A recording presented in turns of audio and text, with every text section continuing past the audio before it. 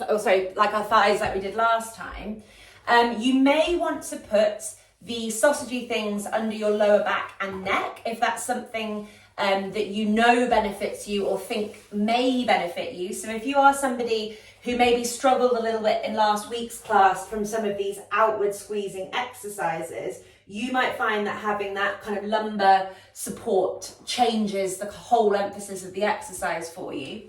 And you may want to have a pillow or cushion under your head. You might want to have 2 pillows or cushions under your head. What we're going to do to start with is simply wake up those same muscles that we woke up last week on the outside edge of our hips. So we've got our abductors and our external rotators here. So we're putting the middle of our toes, ankles, knees and hips in alignment. The strap goes around our thighs, and when we squeeze out against the strap, our knees should stay in alignment with our hip joints. So you don't want the strap too wide because then your knees are going to be wider than your hips, and you don't want it too tight because then you're going to be in a kind of like knock-kneed position, which we also don't want. And to start with, we're just getting ourselves set up. We are going to change this in a second, but we're just keeping the toes relaxed, the balls of the feet on the floor. You squeeze out against the strap, and we're going to maintain that squeeze out against the strap. So don't go too hardcore, because if you're really squeezing out against the strap, you're going to be absolutely exhausted within a few minutes. Gentle maintenance of pressure out against the strap. Your belly stays relaxed. You're feeling like your pelvis is flat on the floor, unless you have the rolls under your back. But you're feeling like your pelvis is flat on the floor and that your lower back is flat on the floor. So you're not tilting your pelvis forward so you have an arch in your back, but neither are you pushing your pelvis down onto the floor so that it tucks into the floor. So that would be posterior, and then creating the arch in your back would be anterior. We're looking for a kind of relaxed, neutral pelvic and lumbar position. There's no abdominal gripping, there's no pelvic floor gripping. The palms are facing up initially, 45 degrees from the body, and we're just relaxing the shoulders and the upper arms. Something I'm getting really hot on at the moment is the position of people's arms when they're in these positions. So most of you, and I can see some of you on the screen, are automatically taking your hands quite high up to shoulder height. And I want you all to bring your hands like closer towards your hips than you would normally have them, just to try something differently. So if your scapula, your shoulder blades are disparate and your hands are really tight and your arms are really tight, if you take your hands too high up in a kind of T shape from the shoulders, you won't actually create the shoulder change. It's a little bit like when we snake our feet away from us in frog to balance off our hips. You will create more change at tight shoulders if your hands are kind of closer down towards your pelvis facing up.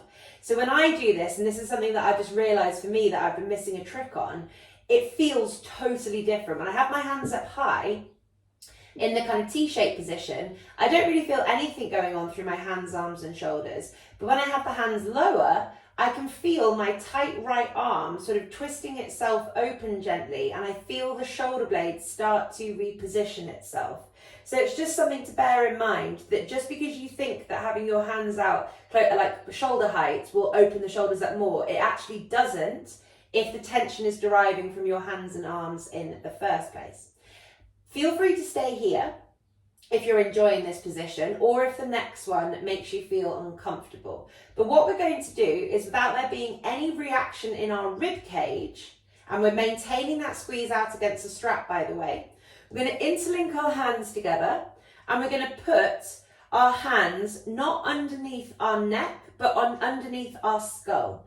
So if we put our hands underneath our neck in this hands behind head position, we'll be more likely to tilt our heads back and hyperextend the neck.